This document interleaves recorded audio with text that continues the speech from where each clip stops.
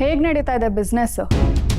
ನೋಡಿ, ಈ ಸತಿನೂ ಏನಾದರೂ ಲಾಸ್ ಮಾಡ್ಕೊಂಡು ಬಂದರೆ ನಾನಂತೂ ಸುಮ್ಮನಿರಲ್ಲ. ಇದು ಹೇಳ್ಕೊಳಕ್ಕೆ ಮಾತ್ರ ದೊಡ್ಡ ಮನೆ, ಆದರೆ ಯಾವುದಕ್ಕೂ ಫ್ರೀಡಮ್ ಇಲ್ಲ. ಎಲ್ಲದಕ್ಕೂ ಕಂಡೀಷನ್ ಅಪ್ಲೈ ಅನ್ನೋ ಹಾಗಿರಬೇಕು. ನನಗಂತೂ ಸಾಕಾಗೋಗಿದೆ. ಈ ಜಂಜಾಟದಿಂದ ಹೊರಗೆ ಬರಬೇಕು ಅಂದರೆ ನೀವೇನಾದರೂ ಬಿಸ್ನೆಸ್ಸಲ್ಲಿ ಸಾಧನೆ ಮಾಡಬೇಕು. ಅರ್ಥ ಆಯ್ತಾ?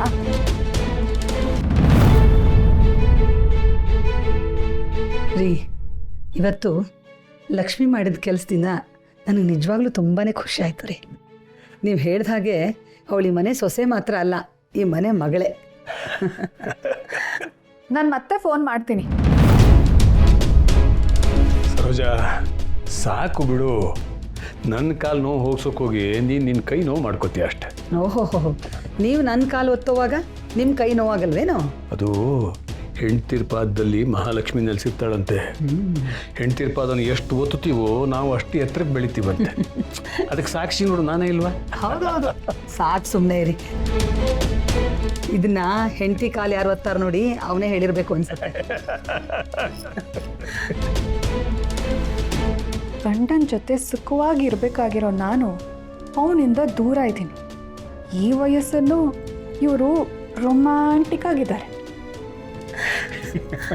ರೀ, ನಮ್ಮ ಆದಿಲಕ್ಷ್ಮಿನೂ ಇಬ್ಬರು ಒಬ್ರಿಗೊಬ್ಬರು ಜೊತೆಯಾಗಿ ಅರ್ಥ ಮಾಡ್ಕೊಂಡು ಬದುಕಬೇಕು ಅನ್ನೋದೇ ನನ್ನ ಆಸೆ ರೀ. ನಿನ್ನ ಆಸೆನೇ ನನ್ನ ಆಸೆನೂ ಸರೋಜಾ.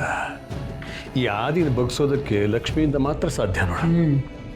ಏನೋ ಆ ಹೆಣ್ಣು ಮಗಳ ಮನೆಗೆ ಬಂದಾಗಿಂದ ಮನಸ್ಸಿಗೆ ಒಂಥರ ಶಾಂತಿ ಸಿಗ್ತಾ ಇದೆ ನೋಡು.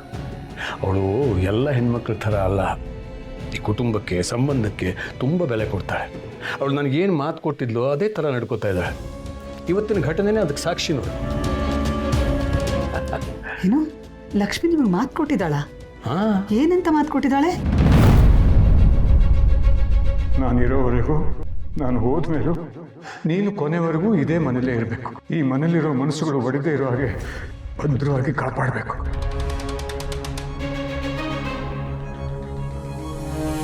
ಓ, ತಾತ ಲಕ್ಷ್ಮಿ ನಡುವೆ ಇಷ್ಟೆಲ್ಲ ನಡೆದಿದ್ಯಾ?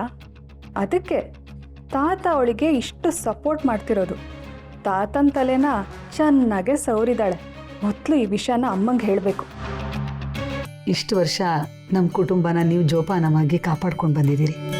ಇನ್ನು ಮುಂದೆ ಲಕ್ಷ್ಮಿ ಅದನ್ನು ಮುಂದುವರ್ಸ್ಕೊಂಡು ಹೋಗ್ತಾಳೆ ಅಂದರೆ ತುಂಬ ಖುಷಿ ಪಡುವಂಥ ವಿಷಯ ರೀ.